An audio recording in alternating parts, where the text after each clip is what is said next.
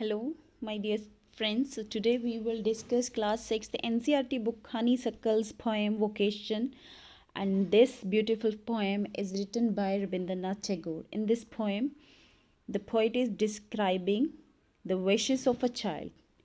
Let's read it. When the gong sound 10 in the morning and I walk to school by our lane. Here gong means an object made of metal which gives a sound when stuck. एक ऐसी metal की जो चीज़ है जिस पे हम कुछ अगर मारते हैं, जैसे हम बेल बोल देते हैं, दैट इज़ हेयर गोंग. जब गोंग की आवाज़ आती है, बच्चा बोल रहा है कि जब गोंग की आवाज़ आती है तो ये क्लियर हो जाता है कि ये मॉर्निंग है. And I walk to school by our lane, तो वो स्कूल के लिए जाता है. And every day I meet the hawker crying bangles, crystal bangles. In these lines, the child said that on his way to school, he used to watch a salesman who would shout bangles, crystal bangles to sell his bangles. तो उसको रास्ते में एक salesman मिलता है, means एक Bengal seller जो है वो मिलता है, जो चिल्ला चिल्ला के बोल रहा है होता है कि बेंगल्स खरीद लो, चूड़ियाँ खरीद लो, चूड़ियाँ. There is nothing to hurry him on, road he must take, no place he must go to, no time when he must come home. While looking at him, उसको देखने के बाद चाइल्ड के दिमाग में ये आता है कि जो ये there is nothing to hurry him on, किस हॉकर को जो है कोई भी जल्दी नहीं है कहीं भी जाने की. And he was not in a hurry to reach anywhere, ना ही उसको ये है कि हाँ मैंने वहाँ पे जाना है, वहाँ पे पहुँचना है. तो कोई उसको मीन्स कहीं आने जाने का कोई बंदिश नहीं है. No place he must go, कोई ऐसी जगह नहीं है कि उसको वहाँ पे जाना ही है. No time when he must come home, और उसका कोई टाइम नहीं है जब जी चाहे घर में ही आ सकता है. तो उसके दिमाग में आ रहा है कि as a child he had to reach his school on the time and come back home.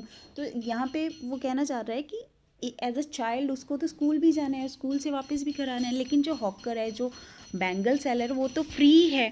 And I wish I were a walker hawker spending my day in the road crying bangles, crystal bangles.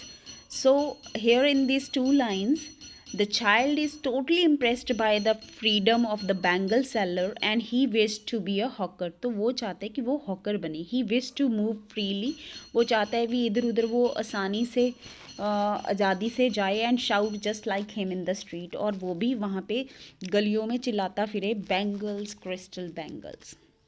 Then when at 4 in the afternoon I come back from the school, I can see through the gate of that house the gardener digging the ground.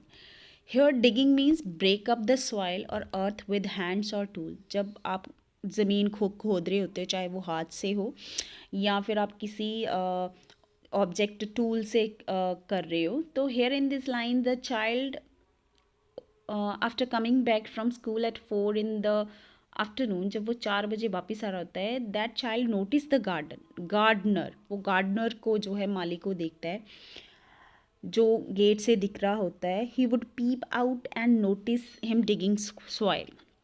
तो वो उस दरवाजे की छोटी सी whole से देखता है, तो उसको गार्डनर जो है ज़मीन खोदता हुआ नज़र आता है. तो वो क्या ऑब्जर्व करता है?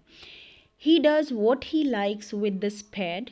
Here spade means a sharp edge tool used for digging and cutting. जो खुरपी जिसको हम बोलते हैं उसके साथ वो कर रहा है, तो जो उसको लगता है. He soils his clothes with the dust. Nobody takes him to task if he gets baked in the sun or gets wet. तो वो जो गार्डनर है उसको फ्री है कि वो अपने कपड़े जितने मर्जी सॉइल के साथ, मिट्टी के साथ गंदे कर ले, वो प्ले करे टूल्स के साथ, और जितनी देर मर्जी चाहे. लिखा हुआ ना, if he gets baked in the sun और गेट्स वेट, चाहे वो जितनी मर्जी चाहे वहाँ पे काम कर ले सूरज में और पसीना आ जाए, या फिर वो कुछ भी करे, चाहे वो भीग जाए पसीने के साथ, उसके लिए कोई पनिशमेंट नहीं है. Then an idea came to his mind, तो उसके दिमाग में एक आइडिया आता है, I wish I were a gardener digging away at the garden with nobody to stop me from digging. तो वो कम्प्लीटली अनअवेयर है कि what are the hardship of a gardener, कि गार्डनर को कौन सी हार्डशिप्स, कौन सी मुसीबतें सामने फेस आती हैं ज़िंदगी में। But he was attracted to be a gardener, वो अट्रैक्ट हो जाता है कि मैंने गार्डनर बनना है और ऐसी चीज़ें करनी है। Then just as it gets dark in the evening and my mother sends me to bed, जैसे ही अंधेरा होता है और उसकी मदर उसको बेडरूम में भेज देती है सोने के लिए। I can see through my open window the watchman walking up and down, तो उसको नज़र आता है एक वॉचमैन है जो इधर उधर जो है moving here and there from one side to another in the dark we, और अंधेरे में इन द लोनली स्ट्रीट में वो इधर उधर घूम रहा है।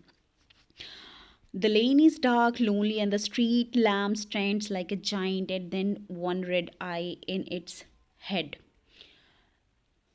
तो वहाँ पे क्या होता है, he also had a lamp in his hand, उसके हाथ में एक लैम्प होता है which looked to him like a super human, और उसके सुपर ह्यूमन लगता है with a red eye in its head, कि उसके टोपी में भी कुछ लाइट सी लगी होती है, तो उसको वो एज अ सुपरमैन नजर आता है। The watchman swings his lantern and walks with his shadow at his side and never once goes to bed in his life. Here, swings means to move from one side to another. Here, child would can observe that the watchman would move with his lamp from one side to another. His shadow was also visible on the side while he walked, कि उसका shadow भी है वो इधर उधर घूम रहा होता है. The child thought the watchman would never have slept at night all his life. तो उसको ये लगता है कि शायद वो सारी ज़िंदगी सोया ही नहीं है.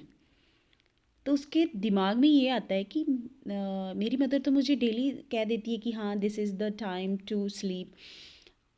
And then a new idea came to his mind. I wish I were a watchman walking the street all night, chasing the shadows with my lantern. Here, chasing means to run after something. And again, the child was so attracted to his move. तो उसके moves से means watchman के move से वो इतना attract होता है कि he wish to be a watchman and who could walk all the night in the streets running after the shadows with a lantern in hand. वो चाहता है कि उसके हाथ में एक लालटेन पकड़ी हुई हो, बैटरी पकड़ी हुई हो और वो इधर उधर घूमता रहे.